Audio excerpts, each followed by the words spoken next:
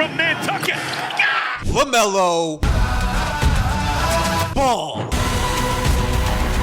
Can the big, juicy, youngest of the youngest Ball brothers touch Jaylen Brown? Whether it be in a weird way, whether it be in a super sexy, whether it be in a NBA terms way, can LaMelo Ball reach a level that Jaylen Brown has reached? Down to 2, Ball with a floater. LaMelo, you are special. And by that level, I mean taking a team that, we didn't originally think were going to be good. We thought they'd be putrid butt ass cheese. We thought a team that had, let's say, Peyton Pritchard and Derek White as their second and third best players. We thought they'd be ass. Like terrible. Like worse than when your mother puts was it stew in the crock pot? That's you're getting terrible ass food for dinner after school. Now, Jaylen Brown took that team and made them not ass. Instead of, making a crock pot dinner, your mom got you McDonald's. In like prime McDonald's when it was all colorful and fun and that clown was creepy. Ronald McDonald was going, hey kids, I'm Ronald. Sorry. But can LaMelo Ball get this team, which is, didn't have the highest of highs. Okay, they had no, it's the Charlotte poop ass Hornets. It's the dog. Yeah, I could go on and on about how I thought the Charlotte Hornets were going to be terrible. Everyone thought that. And if you're one of those guys that says, no, actually, I knew they'd be pretty good. I knew Con Knipple with his big juicy nipples was going to be really good, actually. No, you didn't. But can LaMelo Ball become an MVP level player next season and take this team to the next level? Down to 4. Ball got it back. Roy Young's extra. Because he's kind of got his Derek White type player in Brandon Miller or Mr. Nipples, or has Peyton Pritchard and Con Knipple. Listen, it's a comp between the Celtics team without Tatum, as Jaylen Brown led this team from the ashes with no Tatum all year and took them here. I want to see if LaMelo Ball can do the exact same thing next year. I know he's been doing it this season. It's been a collective effort of awesome sauce. They just beat the Knicks yesterday. Jalen Brunson was in a really good game. Con Knipple almost had a triple dub. But I'm not talking about this year. I'm talking about next year. Because when I see games versus the Knicks, when they are going band for band with them, they literally beat them. And I'm like, when did this Charlotte Hornets team become... I know they've been awesome for a couple months, actually. But I think literally every single day after each game, I'm like, wait, this actually isn't a joke. It just keeps happening. They keep winning. And I think this translation, this momentum can go to next year, and we can see a LaMelo Ball MVP jump. And I'm not even trying to say that to be like, no way. Please comment, dude, you're crazy. There's no way LaMelo Ball could do that. Please. No, this is genuine. This is a firm belief. Big rims here. Oh my goodness. I think you give them the whole summer. Whatever happens this year, you give them the whole summer, and they have all this new confidence now. They have all this new momentum. I think they're going to be scary, like horrifyingly scary, scarier than me staring at you for 15 minutes in a video like this. Because one guy commented, live action Sid the Sloth. You got me. Hey man, you got me there. You got me. So what's scarier, me staring at you or the Charlotte Hornets' potential to become a second, third seed like the Celtics have been before Jason Tatum came back? Because Jaylen Brown showed the ability that a one-man God-man, top 5 figure can take a team to new heights. Brown has to fire.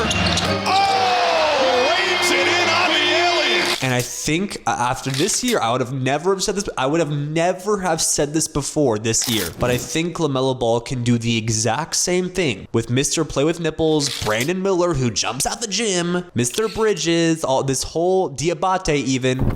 This Diabate guy also came out of nowhere. The dude's a dog. I think we could realistically see the Charlotte Hornets become the second, third, maybe fourth, second, third, fourth team in the NBA. Next year, not this year. Again, that's a clarification. Next year. Listen, crazier things have happened, and Napoleon himself said, impossible is a term used in the Fool's Dictionary. So nothing really is impossible. The Austin Reeves and Luka Doncic relationship is so cute. Like they're like genuine best friends, and You might be thinking, why is this important? Why are you talking about this? I'm going to click off. No, allow me. Allow me, please. Give me some more time. This is what the Lakers needed. For so long, they were like been the goofy odd team. They were just a team that it didn't seem like the Lakers had a genuine soul after the bubble. I know like AD and LeBron were, best butt buddies, but look what happened to them. They got sent off to the Dallas Mavericks. And you're telling me LeBron had no idea, that his best friend and superstar player was going to get traded? Yeah, the Lakers didn't tell LeBron James. Okay, come on, buddy. Come on, we're not that dumb. All right, we've seen worse things happen in life with this island situation, the files. Not going to talk about it, but you know what I'm saying. But I feel like this Austin Reeves and Luka relationship of them like making fun of each other, it's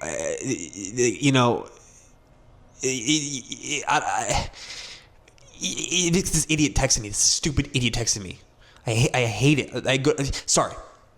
Them poking fun at each other, them like Luka saying like, "Oh, you cannot shoot like as good as me, Austin," and Austin Reeves goes, "Hey, yeah, Luka, yeah, you tell me that." That's not how he talks, but it adds a level of soul to this team. They become like, I don't know. It's like the less you care about something, the less serious you take something, the better you are at it, in my opinion. Like in school, if you put too much pressure on yourself to I need this A, I need this good grade. For some reason, you just do worse because you psych yourself out. But when you go into it as like, I'm having fun with it, I'm enjoying studying, it's not the end of the world. You do better. And I think that's what the Lakers needed. They were under so much pressure with LeBron James as, the face of their franchise for the past 5 years. They had to win. We can't let LeBron leave. We're the Lakers. We have to be title contenders every year. We're the second best franchise in NBA history. We have to win. No. What you have to do is get talent, which they've always done, and just let them play. I'm going to make a reference to the older folks, like the Showtime Lakers with Magic Johnson and Kareem and all them. They were just having fun. They were Showtime. They were doing these goofy passes. They were like, Magic was doing all that tongue out stuff, no looks. They were having fun, enjoyed playing the sport, and that's why they became so good and so dominant and won so many championships, because they were Showtime. They were going out there having fun. And I think Austin Reeves and Luka Doncic's relationship where they compete, they call each other butt cheeks, like, "Hey, you suck. I mean, they're so funny, man. Like, oh, he commented he sucks on his IG post. What? Austin Reeves doesn't suck? I'm sorry. But it's the goofiness that makes him just, it takes the pressure off. It makes playing basketball for the Lakers more fun, more enjoyable, less stressful. Because, when LeBron James passes you the ball, you're scared. You're scared. There's always so much pressure playing with him. There's pressure putting on the Lakers uniform because Lakers fans really care. The franchise really cares. They only care about championships. They have a legacy of GOATs and Kobe Bryant, Magic, all these people. When you put on that jersey, there's a certain pedigree. There's a certain standard you need. But when you loosen up a little bit, you play the right way, you have fun. That's why the Lakers are winning, because they're just having fun. It's that Luka AR companionship. I think it's the soul. And then LeBron joins in on the jokes. He's like, "Hey, I'm LeBron. Hey, I'm LeBron. Let me join in. Hey, what are you guys laughing at?" And then they all start laughing together. It's fun. That's why the Lakers are winning. That's why the Lakers are fun to watch. Wow. I didn't think without Cade Cunningham that the Pistons would be good at all. I thought, they're a one-man show. They're Cade Cunningham and friends. Well, I'll be damned. Jalen Duren, our generation's smaller Shaq. He's not really. But What he is really damn good at basketball. I genuinely thought, okay, once Cade Cunningham's out, this is the chance for my Celtics to take that #1 spot in the East. Sorry, Cade. You snooze, you lose, Buster. No. Jalen Duren has elevated his game to a superstar level. I thought he was just the pick and roll guy who happened to get a bunch of buckets because all the attention was on Cade, so they had to collapse on him, and Jalen Duren was wide open because he's big, jacked, muscular, and handsome. No. Jalen Duren, in of himself, solo dolo, is getting buckets and leading this team to big, juicy, fat victories. They have competed with every singular team they've gone against without Cade. Good and bad. I mean, like, actually, they played good teams. The Hawks.